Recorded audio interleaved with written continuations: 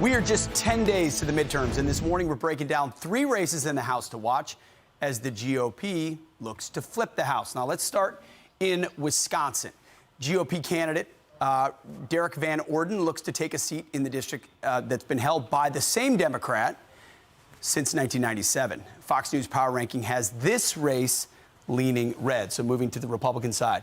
Moving to New York, in New York's 17th district, it's neck and neck between candidate Mike Lawler and Democrat Representative Sean Maloney. And then let's go across the country as well to Arizona. In the 6th district, Fox Ranking has this race leaning red, with Republican Juan Ciscomani making border security a top priority for all the reasons Rachel just showcased. Those 3 Republican candidates join us now. Thank you all for being here. Really appreciate it. Derek, I want to start with you. And this same question for all of you as you run races in very different states. I'm interested in what is your closing argument issues-wise? Because if you look at Fox News polling, it's pretty clear. Inflation, high crime, what's being taught in schools. Then you have sort of vague categories like political divisions, the Ukraine situation. What issues are you emphasizing on the campaign trail as you finish out? And what's your opponent talking about? Derek, I'll start with you. Pete, good morning. My team and I have put over 170,000 miles on our vehicles since we started this campaign. We're hearing the same thing across the district. Gas, groceries, and grandkids. People can't afford gas and groceries, and they're worried about their grandchildren for the following reasons. Crime is out of control. Fentanyl is horrible. We've had over 100,000 American citizens, including 12,000 here in Wisconsin, die of fentanyl overdose. The border is wide open.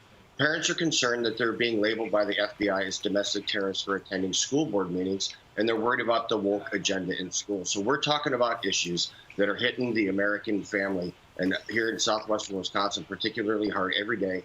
And my opponent, quite frankly, is not talking about any of that. He's just spinning castles in the sky, and he is walking a hard leftist, socialist spending, big government policy drivel. Actually, all the stuff that has ruined our economy, my opponent has been advocating for.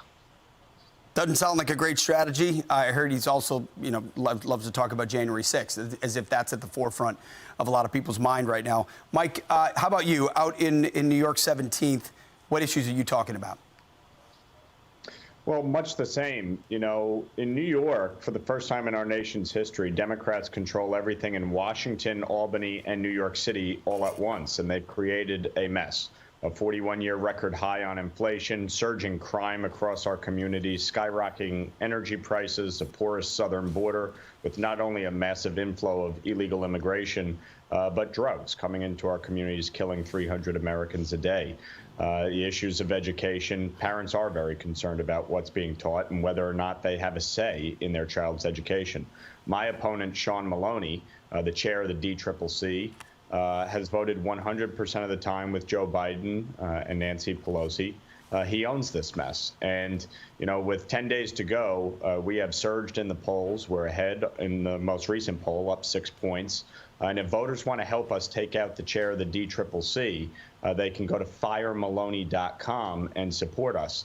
All eyes have been on this race in the last 96 hours. And I feel very good about where we are because the voters understand it's the inflation and crime, and Sean Maloney's not doing anything to fix it. You're on the precipice of beating the chair of the campaign committee for the Democrats in New York, which would be a very bad sign for them. Finally, Juan, how about you? In Arizona, what issues animate voters? Yeah, well, good morning, and thanks for having me on, Pete. The issues are kitchen table issues that we're hearing. Of course, we're a border district, as you mentioned.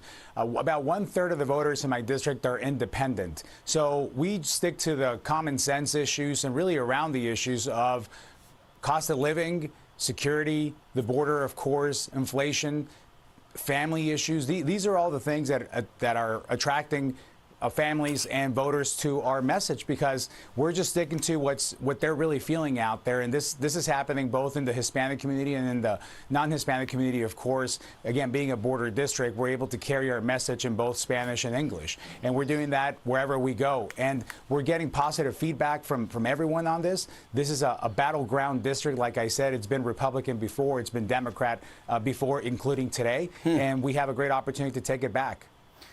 this feels like ultimately at the end of the day a sanity election. When you're hearing the same issues from Wisconsin to New York to Arizona, it's common sense. Meet people where they're at, their basic security, their basic needs, the education of their kids. And ultimately, if Republicans do that, we've got 3 of you on the panel.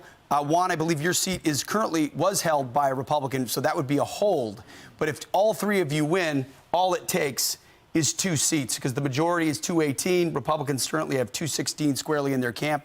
If all 3 of you win, it meets the threshold. We wish you all the best. Derek Van Orden, Mike Lawler, Juan Ciscomani, thank you all for joining us on Fox & Friends on this Saturday morning. Good luck. Thank you. Good luck. I'm Steve Doocy. I'm Brian Kilmeade. And I'm Ainsley Earhart. And click here to subscribe to the Fox News YouTube page to catch our hottest interviews and most compelling analysis.